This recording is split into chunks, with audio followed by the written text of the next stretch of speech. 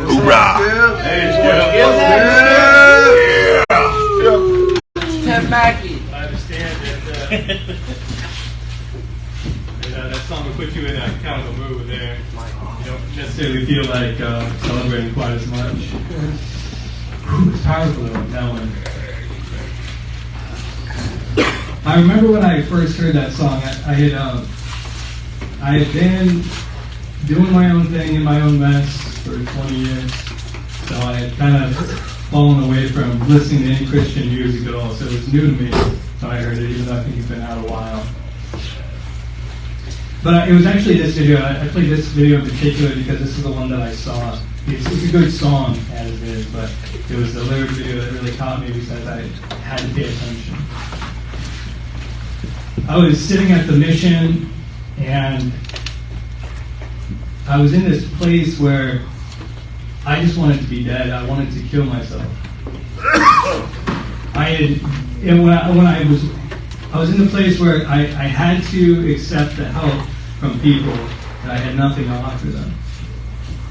I had to humble myself to admit that I needed to go into a shelter, and I had nothing to offer the world or myself. All my big plans for my future, all the things that I accomplished, they didn't mean anything. I was sitting there in chapel with the guys who had just come out from under the bridge, who were probably detoxing, who were still kind of drunk, who smelled bad. They had rat bites on them. I was there with the shady people that come in and out of the mission, not the disciples necessarily, although some of them tried to join the discipleship. But I was there. And it just made me weak. What can I do? I screwed up everything. And that song came on, and it said, "There's hope. There's hope." Now, I share that with you not to just to share where I was, but I feel like that's probably a place that often we've gotten to. Whether it was down at the mission, or if it was here, or if it was before you got to the mission, and that's why you realized you needed to join discipleship, you were there. You were overwhelmed by the circumstances and your life. I mean, some of you guys have much more severe testimonies than that. I would consider that for me rock bottom, but you guys are like, yeah, that was just the top of it, brother. I've been a lot further than that before I actually hit rock bottom. But we've come to that place where I've got nothing of myself. I have nothing to offer this world. I have no way out of my situation. I have to humble myself, and I have to accept that I can't do it on my own. I have to do that. And I was just such a prideful dude. It took me a long time, and still God is working that out of me. Just so prideful that I was going to make it on my own. It was going to be me. People were going to serve me. People were going to worship me. The world revolved around me and everybody in it. And so to come to that place was really, really good for me. If you are in that place, it's really, really good for you. It hurts, man. It's the death of the ego. And your flesh is screaming out that you can't survive this. My brain was going crazy. Well, if this is how it feels, I may as well just be dead. And the devil was playing with that every single day. And I didn't mention it to anybody because I knew that there was going to be some consequences if I did. That every single day I was looking for a place that I could kill myself. That I could and that no one would find me until I was actually dead in the mission. And I did that for 3 months when I was down there. It didn't really break until I got here to DHR. That was every single day. And God was there, but songs like this, there's hope. There's hope. Maybe your circumstances aren't going to change, but there's hope.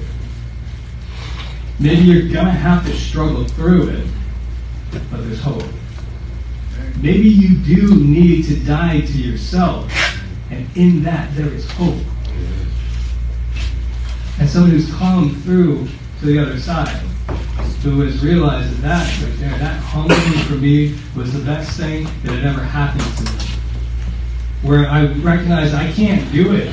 I'm not supposed to do it. I'm supposed to rely fully on God, but taking everything that I have and bringing it to Him and like, Father, is this okay for me to do? You direct me, because I make poor choices. I make choices that end me in places like this. Humble. I know you have better for me. I know He has better for you. But we have to go to that place. We have to go to that place where our ego and our pride is squashed so that we can be useful to Him, so we can be useful to ourselves. Now here's the thing that's tricky, and some of you may have experienced this, but I'm talking about someone who's gone through it for a couple of years now. If this is your first foray into Christianity, or if you've experienced this before, you might know what I'm talking about. If it is the first year that you're doing this, I just want to prepare you for what's coming along too. That wasn't the last moment that I experienced that. This absolute hopelessness. This being abandoned by God and everyone else. This feeling of being totally alone. It happens while you're a Christian. It happens while you're walking with God. This is what leads people to relapse and leads people to fall away from the faith. This is where it comes from, is that there's times like this that come up again. Now, just as a way of encouragement, know that it doesn't last a long time, and that it's not nearly as severe as the first time was, but it happens. And here's the other encouragement as well.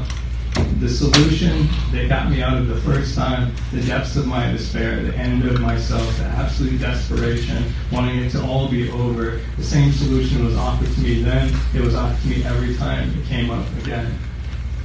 Humble yourself. Humble yourself before God. What was happening was I was getting to a place where I was comfortable in my Christianity. I was comfortable in my position as a dorm leader or my position in the pantry. I was comfortable in the amount of resources and finances that I had accumulated. I was getting comfortable. I was starting to think, well, it's okay. I got this now. And it wasn't to the same degree that it was with my past life or what I was doing for the last 2 decades. It wasn't to that same degree, but I started doing it again.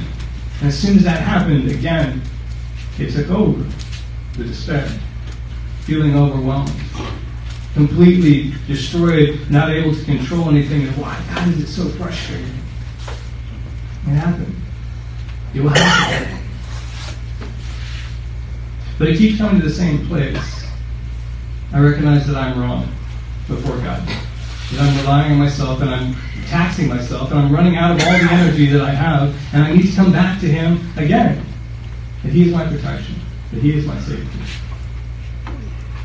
It's a really good indicator now that you're just not trusting God. That's what the case was then when I was at the mission. I wasn't trusting God for everything that I have. When it comes up again that I'm not trusting God for the moment, for the situation, for the course my life is taking. If you guys are there now because this is the first time, or if this is the time you come back around to it and you're going, why God? Why are you so far away right now? It's the same option. It's the same thing that's offered to you. Humble yourself. You're not in control. Remember the God of your salvation who brought you out of so much, who has so much for you, and allow Him to do the work so you can rest. Nobody in here, including myself, feels God. Surprise, surprise. There's no glowing emanation from the top of your head in a halo. You have no wings in the back of your back. You don't make the sun rise, you don't make it set. You don't stop the wind or the rain. None of us is God, and none of us can control our lives. That might be really frustrating for you to hear, and I'm sorry if that's frustrating for you to hear, but I also hope that it gives you the ability to just rest in God. We're going to be looking at Psalms 13 today. Continue on in the Psalm series. It's very short. I'm going to take a quick sidebar really quick. So, for those of you guys who are around when we started the Psalm series, I was telling you guys, man, the book of Psalms is so amazing. right? And it's no less amazing. This is not the sidebar. But it's just amazing because it's all these prayers. They're written down. They're very poetic. They're poignant. They get down to the heart of the matter, and they give you something to really mull over, really think about. And the more that you chew on a psalm, sometimes the more depth comes out of it. It's just so surprising. You think those 6 verses, I'm just going to pass over and I'll get to the next 6 verses and it's going to be okay. But you can really sit in depth in a psalm. And when we first started this study, I was memorizing the psalms and spending about 2 weeks just mulling over the individual psalms. You guys may notice that I'm not reciting them from memory like I was when we first started this series. Well, something happened around Psalm 7. I think I was explaining this to you guys when we got there. 1, it was really a long psalm, and 2, it was a really dense psalm. And even though I had spent 3 weeks to a month trying to memorize it, it wasn't sticking. I couldn't get it. And I was like, you're being prideful about the fact that you memorized my word. So that was not the intent at all. That wasn't what it was. I wanted to have it so I could cherish it, so I could mull it over. But then I would come to you and present it with pride. You guys said, no, we're going to stop that. Then my word would speak for itself. And so while I'm still mulling over these psalms, and while I still keep coming back to them and resting on them, this is not a performance for you guys. Well, I would encourage you to memorize the scripture so that you have these pieces to hold on to and to look deeply into them and keep rolling over them again and again and again so you get more meaning out of it than you did before. I was coming through a place of pride. I had so much frustration in trying to deal with the Psalm 7 because I couldn't get it memorized. Guys, I don't know if you know this about me, but I used to be a paid actor. I used to memorize pages and pages of script. No problem. That was not even a thing. Like 27 verses from a psalm should be no issue whatsoever. And I was so frustrated because it wouldn't stick at all. I couldn't tell you the first line. I couldn't tell you the line that came after it. I was so frustrated. But I wasn't resting. I wasn't resting in the power of God, letting Him do His work. I was relying instead on the performance that I was going to give you guys of that psalm.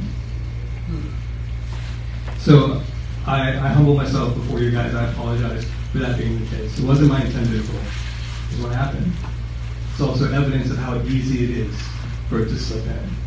How easy it is for it to start to take over. Let's get prayed in really quick and then we'll take a look at this experience. Heavenly Father, God, I just thank you. Lord, that you use broken pieces like us to build your church. Lord, we are nothing apart from you, and we're nothing individually. But together with your presence, God, we become a great body. Lord, I just pray that you continue to work in and through us. With those rough edges where we're not fitting together, Lord, that you be sanding them down. You be making a beautiful mosaic of what you look like. God, I just pray that you be doing that work in us tonight. Lord, as we hear from your word, as we begin to think about it, Lord, that there will be something that you're talking to us about. There always is, God, that there'll be something key tonight that it will just sit in our spirit. Something that we cannot let go. Lord, something that is either not honoring you or, God, there's something that you want more from us. God, that you be doing that in us. Lord, I just thank you that the work's not done. That you continue to do that in and around us. Lord, I just pray that we would surrender to your will. In Jesus, it's in your name I pray. Amen. Here's Psalms 13. Again, we've been going through these really, really short ones, and it's so powerful. Oh Lord, how long will you forget me? Forever?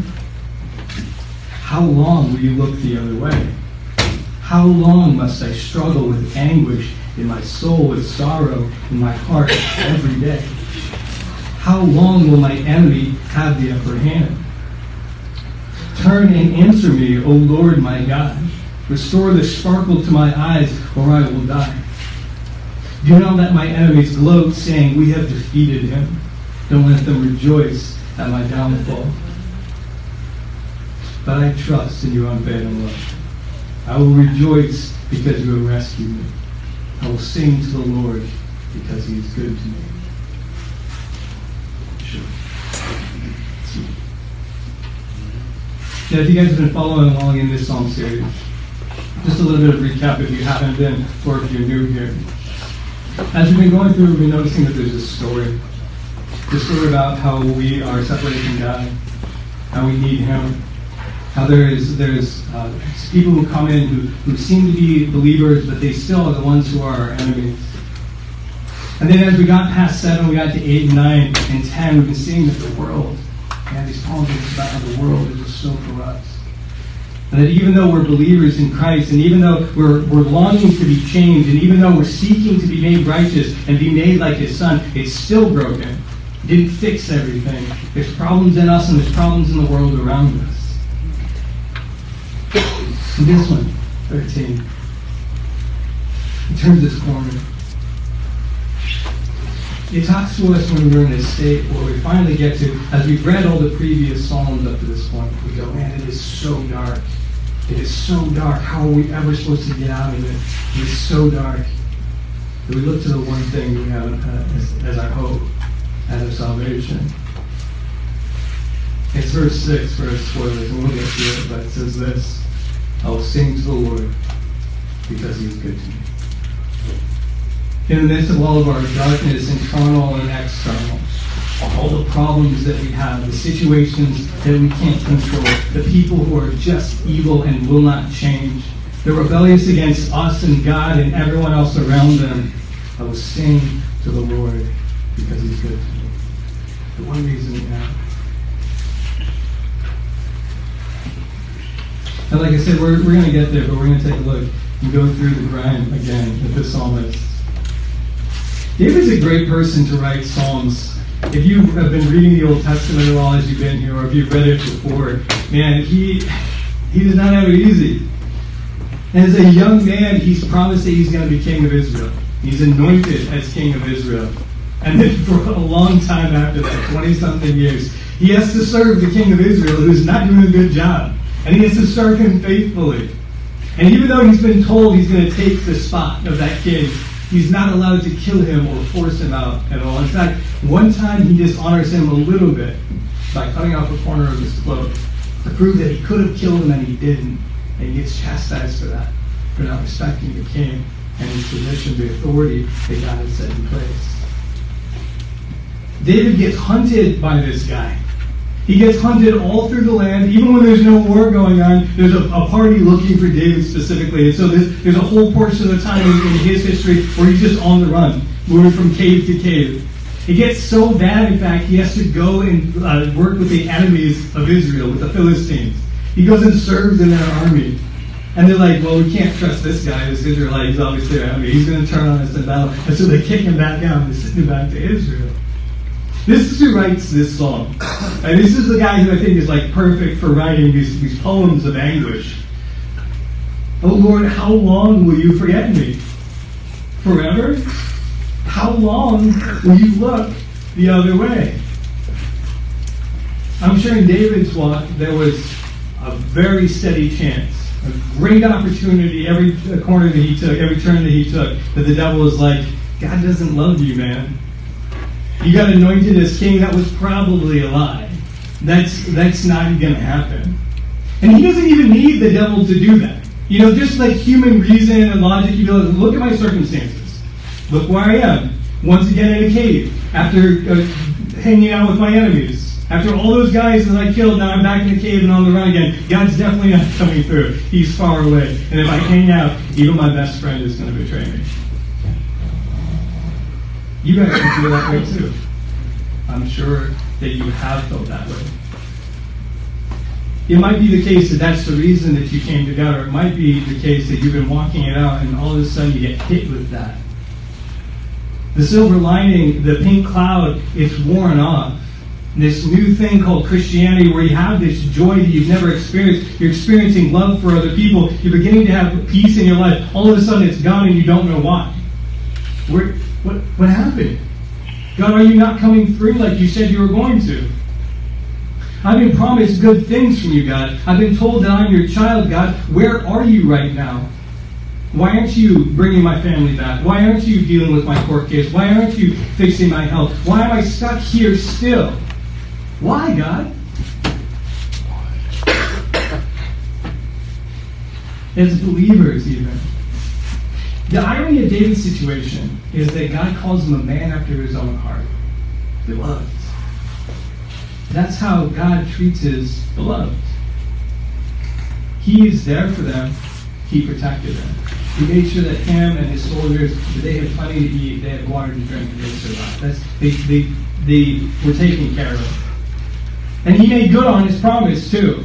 It just wasn't in David's timing at all. Let me ask you guys this.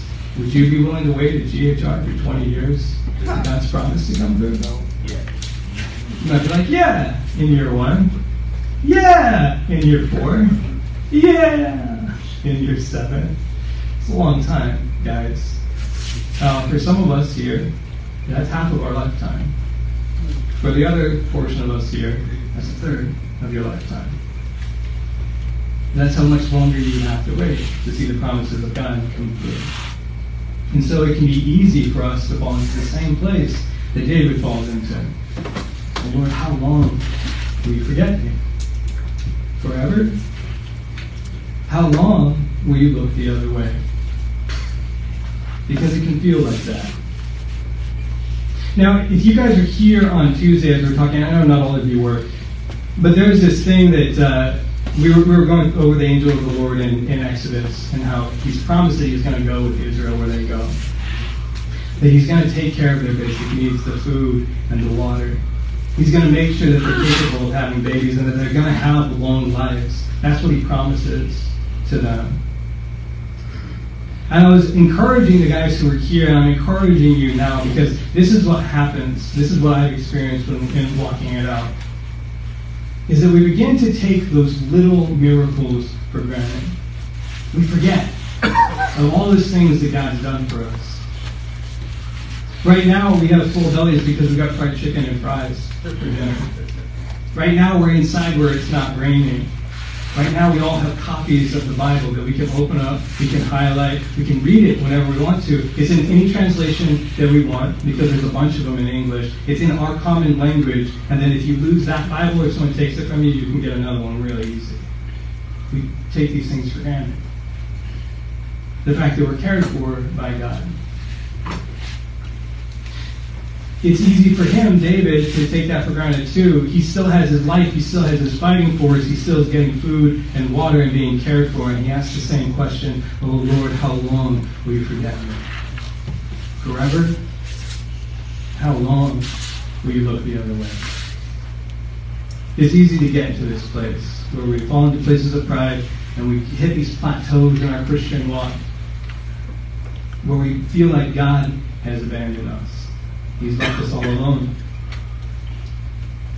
I don't know if you guys have ever struggled with depression or anxiety, or maybe you're just an ordinary person who deals with emotions from time to time. Yeah. Not that guy. But here's the thing about the brain, is that outside the brain, we have objective things to tell us that time is passing. Right? We know that it's like 7:30. We have the sense that I'm getting more tired than I was previously. Time is passing. Right? We can feel the digestion in our belly. We have an approximate time of when that was. We're starting to get hungry again, so we know a few hours has passed, etc. like that. But inside the brain, in the subconscious part of the brain, the part that gets information but doesn't have the attachment to the rest of the senses, there is no time. That's why memories fold on each other. And that's why when you go back to a place that you're familiar with, you revert back to the behavior that you exhibited at that place and at that time. So it's easy when we get inside our brain, when we start thinking about all the things, and we forget what's happening outside and what God is doing for us, to say this exact same thing. How long will you forget me? Forever? Because when we play games inside our brain, there is no time reference. And we think it's been going on a really, really long time. I mean, this is why I got to a place where I was ready to die, because what I had been feeling on the inside, where I was ready to kill myself, this feeling that I'd been having had no beginning and no end. It wasn't going to stop, because this is the only thing that I'd ever experienced in my life. If you guys have struggled with that, you understand the same thing I'm talking about. Sometimes, too, it happens when we get caught up in any emotion. It can be a positive emotion like happiness, or one that we get caught up in our anger. This motion starts taking us over, and we lose track of everything else around us. This is the only thing we've ever experienced, and the only thing we ever will experience. We can't let it go. We can't put it down. How long will we forget me, God? Forever. How long will you look the other way? Guys, if you get caught up into that thought process, you're prone to that, being people who have emotions, who experience those things. I would encourage you to take a step back. Remember that it's not going to be forever. The moment that you're experiencing the sadness, the joy, the anger, the depression, the anxiety, it's not going to be forever. It's going to feel like that, but it's not going to be forever. We're going to go down to verse 2. Because it's really interesting. He doesn't spell it out for us, but he begins to point out why it is that he's reached this place where he's beginning to feel abandoned. In verse 2 he says this. He says, "How long must I struggle with anguish in my soul, with sorrow in my heart every day? How long will my enemy have the upper hand?" Now, a God who is everywhere, through all time, in everything, a God who is breathing his life and sustaining it on this earth. There's nowhere for him to go, so it's not that God goes far away from us. But we go far away from God. We see that where he is that he's struggling with anguish inside his soul. He's struggling with sorrow inside his heart. When we step away from seeing what God is doing in our lives, when we step away from remembering the things that he's done and what he has planned for us and where we're going, is when we get caught up in this trap. We start to think of all the things that are bothering us, all the things that will never go away, those flaws in our character that cannot be changed and will not be changed. All the things that should be going the way that we want them to, and they're not going the way that we want them to. Instead of going to this place where we see the problem inside of us, we see the problem in the world, and we reach out to something else, to God, to be like, look, you need to intervene. You need to intervene.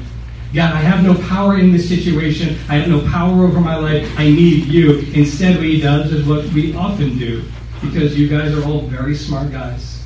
We go in here. How do I fix it? How do I solve it? What can I do to make this better? How can I get around to this problem? How can I fix these problems? How can I do it? And then something very strange starts happening when we stop trusting God in this little way, trying to figure out how we can do it for ourselves. We stop going to him in other ways as well. We stop reading our Bible as much because we're not trying to find a solution that God has for us. We're trying to find a solution that we have. We stop praying as much, and we may bow our heads over the meal that we get, and we don't pray with him as we walk along the road. We don't think the thoughts, and I'm worried about that, and take it immediately to the Father who has a solution for us. Instead, we mull it over for ourselves, and we try to fix it for ourselves. What am I going to say when he comes up to me? What am I going to do? How am I going to maneuver this? How do I make it happen? You guys are with me, right? You all been there? You're experiencing this. We struggle with this anguish that we have in our soul. And a lot of the times, guys, it's stuff that you can't fix. It's stuff that you cannot change. How do I mend the relationship with my family? Guess what? You can't. Because you can't change someone else's heart. You can't bring somebody back from the dead. How do I fix my past and how do I change my past? Guess what? You can't. Those were mistakes that you made. You made them then, and there's nothing that you can do to change that. They exist now. They've made you who you are and put you where you are right now. We get into this place where we struggle with anguish and this sorrow in our hearts. But God, do you know all the things that I've done? And how can you love me if I have all these things that I've done? How can you love me if I can't fix it? How can you love me if I'm still a broken person? And so God doesn't move away from us. We move away from him. We move into our own little space, our own little universe. Here, or here if you guys are mothers. We try to solve it for ourselves. We try to roll it over and over in our brains and our hearts. We get caught in this timeless place where we can't do anything about it. We can't fix it. We're living in the past or we're living in the future, or we're living in some alternate reality where everything is going the way that we want it to. And we move away from God. Instead of holding every thought captive and taking it to the only person who has the solution, we look to ourselves as the God of our lives. And I'm just talking personally here because these are the points where I've gotten caught up where I'm like, man, I'm so frustrated. I feel so far away from God. I feel like there's nothing that He can do to reach me because I stopped reaching out to Him. This message is right on time because that's what was happening with me in the last couple of days. And thankfully, I had to go get something, and I had to go get a key made right before I got here. And as I was driving, I was just praying. I was like, God, again, I'm doing it again. It's so frustrating. I'm so tired of being like this. I want to serve you, but I don't want to serve the people who you called me to serve. I don't want that. I want them to sort it out for themselves and just leave me alone. You guys with me? I don't know. Maybe that's just me. And while I'm not going anywhere, right? Like I'm still on the campus. I'm still here serving. I go to the pantry every day. I'm in the dorm with you guys. I'm here when you need something. So don't think that you can't come to me and ask, hey, we need such and such a thing, or how do we get such and such a thing done? You can. The part where I found is that when there's a difference between me and God, I've got to change. I can't keep going on as I have, because when I'm walking outside of God's will, when I'm mulling over the problems, what about my future? What about what I want? When do I get to take a break? When do I get to rest? Is when I'm running through the same struggle right here, struggling with the anguish of my soul, the sorrow in my heart. Is when I look and I say, how long will the enemy have the upper hand? How long will I fall into this temptation? How long will I be frustrated by every single thing that comes my way? How long will I lash out in my pride? How long? How long? We'll forget. The battle is won. Jesus, when He went to the cross, said, it is finished. The debt is paid. The transaction is over. It's won. It's only up to us to accept that and walk in it. It's already paid for. All the sins are forgiven. Everything that we're struggling with, every flaw that we have, every way that we're falling down, God is already taking care of it. And the only time that we continue to struggle with that is when we go back to the same place that we were in the garden and we say, is God really good? And we try to figure it out for ourselves.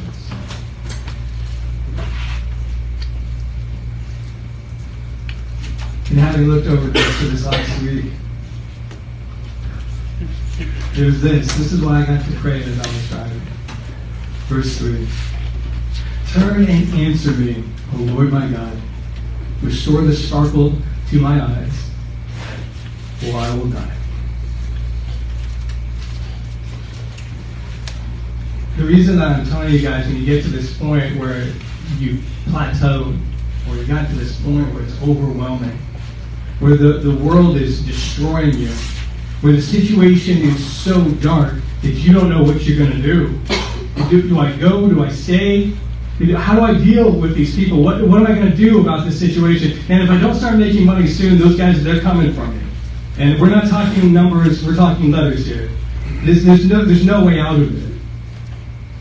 Your only hope in your darkest hour is to remember that God is your salvation. Turn and answer me, O Lord my God, is literally the only prayer that you need to pray. You don't need to be eloquent. It doesn't need to be 15 minutes. What does that take? 10 seconds.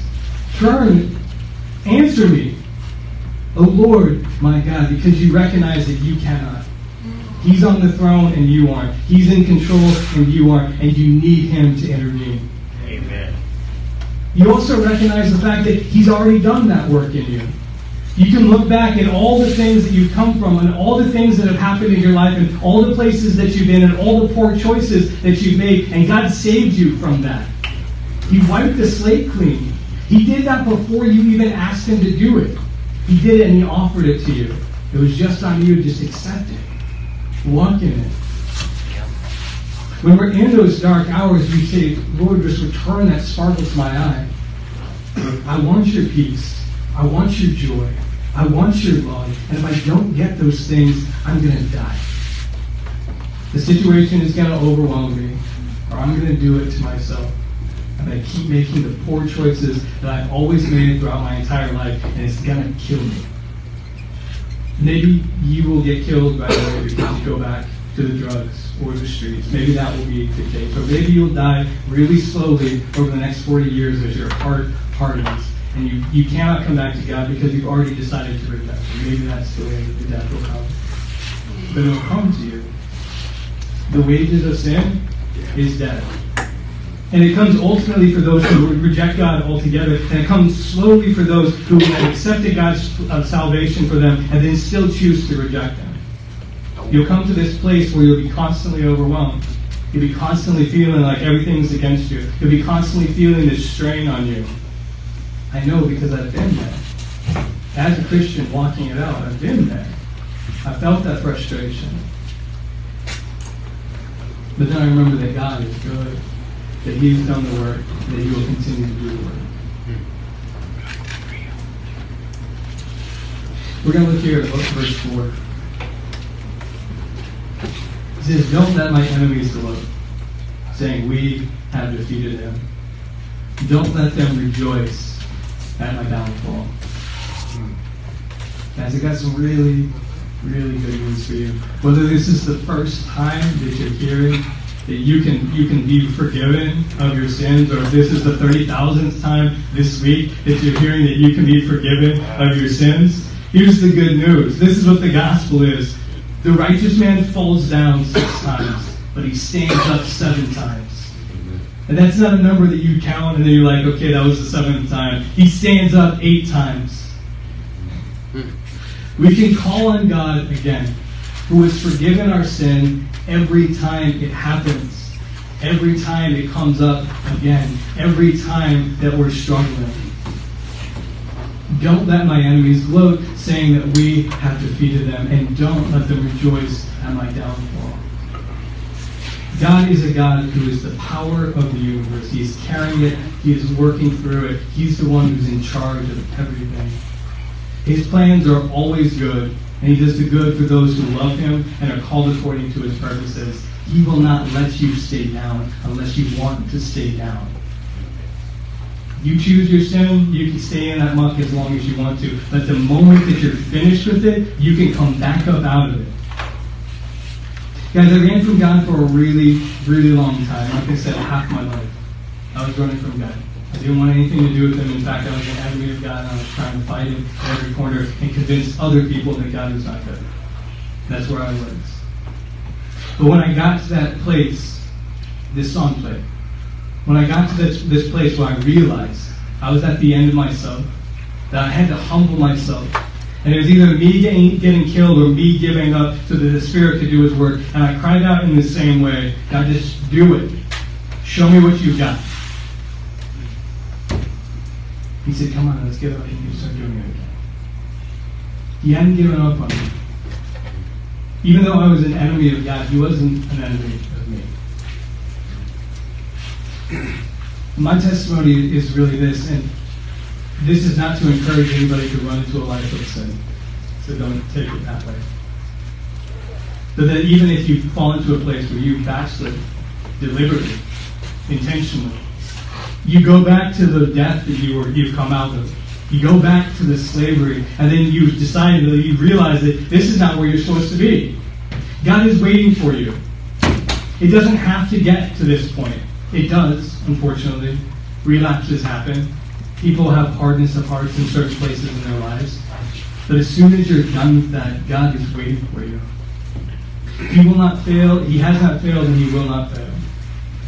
He will not let your enemies gloat over you, saying we've defeated Him. He won't let them rejoice at your downfall. The trick really is coming to that place, realizing that you failed God. You failed yourself. You've messed up your life. You've got nothing to offer yourself or anyone else. And staying in that place. Because it's in that place where God can do the healing. It's in that place where we have that connection to Him. We reach out to Him because we need Him. We recognize that in our hearts they're broken and there's nothing good in us, and that if we rely on it, it's wicked, and it's going to lead us astray, and we still need Him. And that's when God does His work. That's when He can do His work. That's when He won't let your enemies gloat over you. That's when He won't let them rejoice over your downfall. The good news is that you can stand back up at any time if you're a believer in Jesus Christ. Amen. If you've admitted to God that you cannot do it and that you need your sins to be taken care of, that it's because of your rebellion and your pride that you're in the situation that you are, and you need somebody to lead you because there's no way that you can do it yourself, then He's really willing and ready to pick you up and take you back to the narrow path. He's ready to get you out of that situation. And the good news is that this happens once for the big time in your life, and it happens for every little thing that you stumble over afterwards. There's no condemnation for those who are in Christ Jesus. Hallelujah. He's not holding it against you. He's not mad. In fact, He understands. He saw all the things that brought you to that place. He sees all the hurt that took you there. He sees all the situations of your pride. He's not mad about it. He wants you to come out of that sin so that He doesn't have to keep hurting you and keep hurting people around you. That's how much His love is. You can get back up at any time. Now, if that's tonight, because God's convicting you, because He's telling you, man, look, you got a couple of things. In fact, a couple of things, He's being super generous on the degree of 1,000. That you got some things you got to deal with. You can run to Him. His arms are open. He's waiting for you to admit that you were wrong. The beautiful thing about the drive that I took this evening right before doing this class was I was like, God, I did it again. I completely messed up. Like, I've gotten to this place where I feel so far away from you. How am I supposed to speak to these guys tonight? How am I even supposed to do that? If you're not going to be there, it's going to be empty words. I can't do that because I can't change their lives or change their heart. And that's my hardness of heart that's doing that. And again, He's just like, I got you. He's a good guy. And again, I invite you, if it's the big things you're struggling with, or if it's your entire life that you're struggling with, or it's just a couple of small things that you're still tripping over, you can bring that to God. Don't let it keep you away from Him. Because of this. Now guys, if you're looking for a verse to memorize out of context, I would encourage you to memorize, of course, in context as much as you can. But if you're looking for a couple of verses to memorize in context, out of context, it's these two verses in 13, 5 and 6. I trust in your unfailing love. I will rejoice because you rescued me. I will sing to the Lord because He is good to me. This is what this song for me, this is why I played it for you guys. This is why it hit me so hard. God is faithful, even if we haven't seen it yet. God's plans for us and everyone around us is always good, even if we haven't fully experienced that yet. Sometimes it's good and then it's a struggle. Sometimes God doesn't move the mountain because He wants you to climb over it so you can get endurance for the mountains that you have to climb.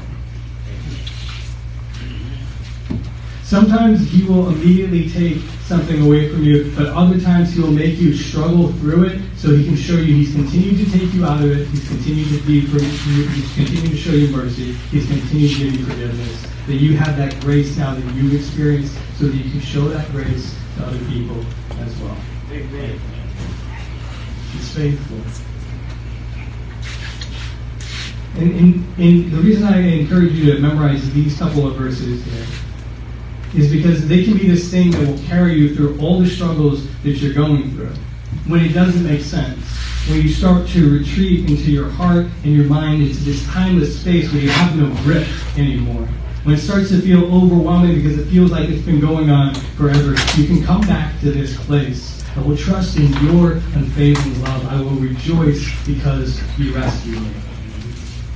Guys, it might just be me that is coming up with all these things, but when I read that line in particular, I will rejoice because you rescued me. I'm reminded of all the situations that I was in before coming up. The messes that I had made of my life. The choices that I had made that got me to the situations that I was in. I guess. The places that I got where I had to be humbled before God. I will rejoice because you rescued me. What it does is takes you out of the place that you're in right now. The depression, the anxiety, the fear, the anger, the overwhelming, the chasing of feelings, whatever that is. I will rejoice because you rescued me. It's God who does the work. It's God who is faithful. It's God who, even though I was fighting him, he would not give up on me. He was just waiting for me to come back home. Guys, if you get caught, and I hope this isn't the case, but if you get caught in the midst of a relapse, you can go back to God and be like, I will rejoice because you have rescued me. You've done it before, and you will do it again. The moments that I got to experience a little bit of peace, a little bit of joy, a little bit of love, that you will do that again, and you will increase that as well, because that is your character. That is who you are. I will sing to the Lord because he is good to me. It begins to remind you of all the little things that he's doing. Guys, you're still breathing. The guys who just came in, you have chicken and you have fries. Amen? You get to have a full belly. Tonight you're going to get to sleep in a warm bed in a house, surrounded by people that are mostly safe to be around.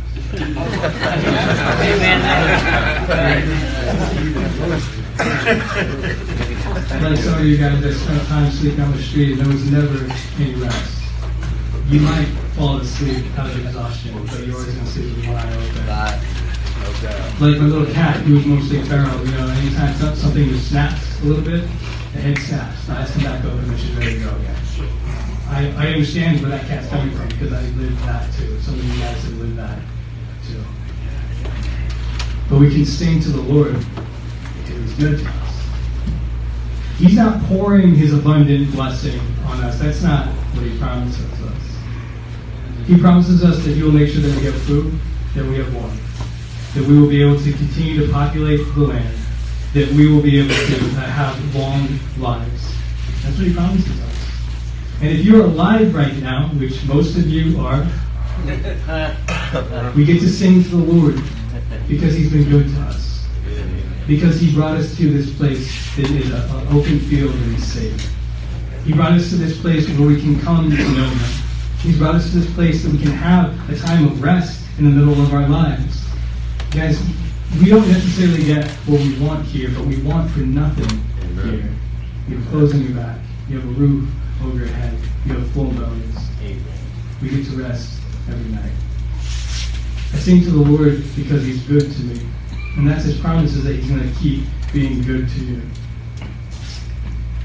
So what do you do in the midst of being overwhelmed? What do you do when the situation seems absolutely hopeless? What do you do when your mind is racing and lying to you and your emotions are saying, this has been going on for far too long, and the devil's like, yeah.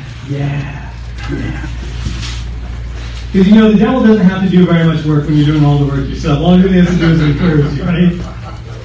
Like when you're like, I'm frustrated and everything, he's like, yeah, you are frustrated by everything, aren't you? You're like, I totally am. What do? Well, look up. The same place that you went to before, the same place that you began to receive the joy of your salvation. You looked up. God, I can't. I need you. God, I need you to intervene. God, I need you to show up. And then he's going to start pointing out, look at all the ways that I have showed up. Look at all the things you're no longer struggling with. Look at all the ways that I'm blessing you. Look at all the good that I'm surrounding you with right now. Go outside. Look at the trees. It is beautiful. Look at the place that you're in, the brothers that you're surrounded by, the belly that you have that's full. Look at what he's done. And that's when we can only fall to our knees and God, I will praise you. You're good. You've been nothing but good to me. Me and myself, I was a scumbag. I didn't deserve the grace of God. I didn't deserve him to give me a second and third and fourth chance. I didn't deserve that. But he did it anyway. That's how I know that he's good. And that's why I encourage you guys, look to the God who is good. Let's pray. Heavenly Father, Lord, I just thank you that you are just a God who is good. You are just and you are kind because that's part of your goodness, but you are ultimately just so good to us. Lord, you're not a God who is looking to punish us. In fact, you'll do anything, even get yourself killed so that we don't have to go through that earth. Lord, you're a God who doesn't want us to walk through our pain and our struggle and our frustration, and God, you give us a way out. Lord, I just pray that we fall back into our old mindset. Lord, as we start to listen to the lies of others and the devil, God, that we would recognize that they're not true. That you are good. That everything is working in your time. God, that you've got a good plan for us. That you're lifting us up and you're carrying us. Lord, and while it seems chaotic to us, Lord, it's everything.